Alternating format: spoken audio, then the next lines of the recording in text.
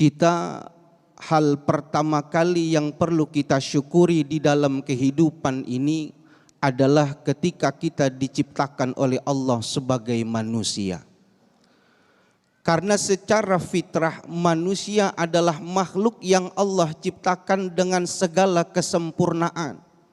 Sehingga Allah mengatakan di dalam Al-Quran, "Walaqad karramna bani Adam." Sungguh telah kami muliakan kepada anak keturunan Adam. Ada seorang ulama namanya Ibnul Jauzi. Ibnul Jauzi di dalam kitabnya Fununul Afnan fi Ulumil Quran, beliau menceritakan ada seorang ulama sepanjang hidupnya habis untuk meneliti Al-Quran. Tapi yang menariknya, beliau meneliti Al-Quran bukan surahnya, yang diteliti bukan ayatnya, tapi yang diteliti adalah titik di dalam Al-Quran. Beliau habis umurnya meneliti titik sehingga beliau berani mengatakan jumlah titik di dalam Al-Quran itu jumlahnya 1.025.030 titik di dalam Al-Quran. 1.025.030 titik. Beliau mengatakan titik yang pertama itu ada pada huruf ba, pada lafaz Bismillahirrahmanirrahim. Sehingga beliau mengatakan ini sebuah isyarat, mulailah segala sesuatu itu dengan membaca bismillah. Karena perbuatan apapun itu apabila tidak dimulai dengan bismillah, maka akan sedikit keberkahannya. Titik yang terakhir kata beliau pada kata an-nas, minal jinnati wan nas. Sehingga beliau mengatakan kata an-nas penutup dari Al-Quran, Allah tidak menyebutkan Jibril, tidak menyebutkan malaikat, tidak menyebutkan para nama yang lain kecuali manusia. Seakan-akan Allah ingin memberitahu kepada kita sesungguhnya manusia punya tempat istimewa di sisi Allah Subhanahu wa ta'ala. Kenapa? Begitu sempurna di dalam penciptaannya. Bapak Ibu yang dimuliakan Allah Subhanahu wa ta'ala, Imam Al-Qurtubi di dalam kitabnya pernah mengkisahkan, bahkan kisah ini pula dinukil oleh Imam Ali As-Sobuni di dalam kitabnya. Dulu ada seorang suami namanya Isa bin Musa Al-Hashimi. Ini Isa bin Musa Al-Hashimi ini orangnya mohon maaf enggak ganteng alias jelek. Tapi dia punya istri cantiknya luar biasa. Satu ketika dia pengen memuji istrinya.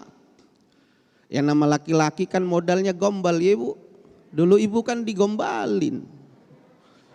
Dia puji, dia katakan satu ketika, anti tolikun salasan ilam takuni ahsana minal qamari.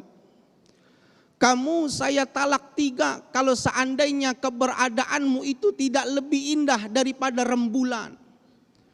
Namanya perempuan dengar kata talak sensitif dia. Apaan? Menceraikan saya. Dalam hati istrinya udah jelek belagu lagi. Ceraiin saya gitu. Oke kalau gitu saya pulang ke rumah orang tuanya. Dia pulang ke rumah orang tuanya. Ini suami yang tadi niat muji istrinya ditinggal sama istrinya, nangis dia. Orang niat muji, kita kan bapak mohon maaf gitu. Jarang muji istri, sekali muji istri kadang-kadang suka salah. Kita ibu-ibu masak, kita nggak puji. Suatu saat kita pengen puji dia, sekali kita bilang enak nih masakannya, kata bini kita pak, giliran beli enak. Salah mulu kita. Ini sama kasusnya. Dia niatnya mau muji istrinya, menganggap istrinya lebih indah daripada rembulan, tapi istrinya salah paham. Maka besok dia datang kepada Khalifah Mansur. Dia cerita kepada Khalifah Mansur, kasusnya begini. Maka sama Khalifah Mansur dikumpulkan para ulama-ulama di situ.